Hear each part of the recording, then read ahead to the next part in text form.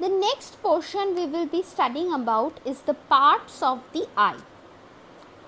The eye or the eyeball looks like this. This ball lies inside the socket of the eye, and this is the front portion of the eye. Front portion of the eye has the eye lens, then the small opening which is known as a pupil. This portion is the iris.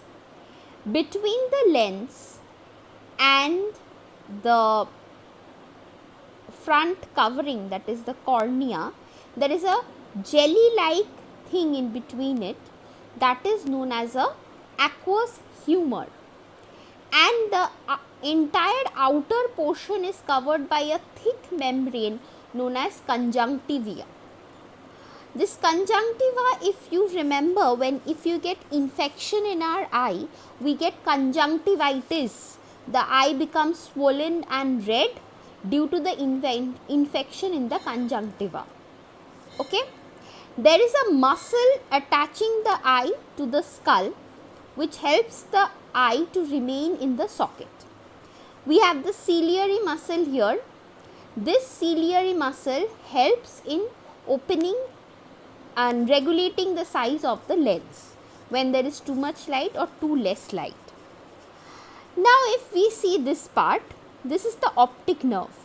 This nerve actually takes the signal that whatever we are seeing to the brain and helps us see any kind of thing.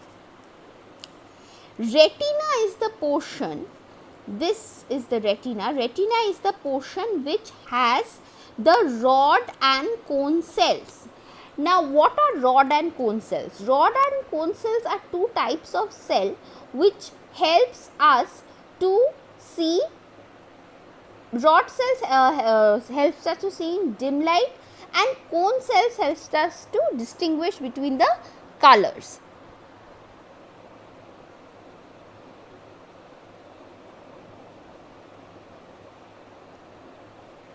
So rod and cone cells are the receptor cells, and they are present in the mostly in the retina.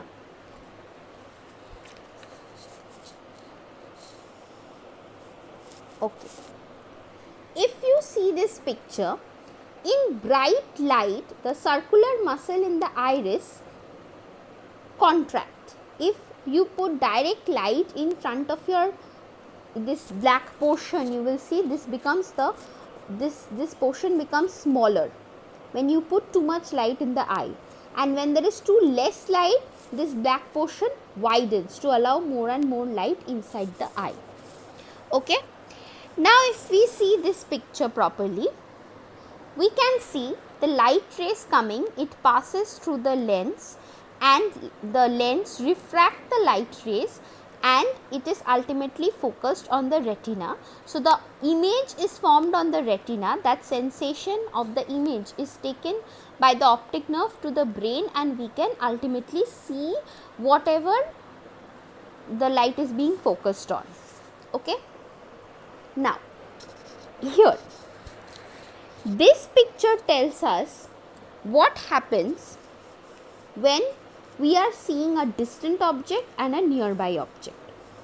Whenever we are seeing a distant object, the lens becomes thin, the ciliary muscle relax, and the suspensory ligament, this yellow portion, tightens. Ciliary muscle will relax and suspensory ligament will tighten, and lens becomes thin whenever we are seeing a distant object, that is a far away object.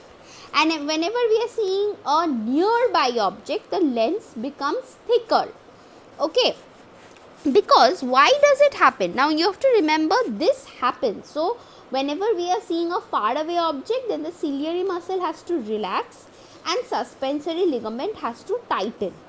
Okay. Then the lens will become thinner. Why do I want the lens to become thinner? Because light rays are traveling from a far distance. So to adjust the light ray so that it can be focused properly on the retina, the lens need to be thin when the light rays are coming from a far distance. Whenever the light rays are coming from a nearby distance, they are traveling a lesser amount of distance. So for the light rays to be properly focused on the retina, I have to tighten the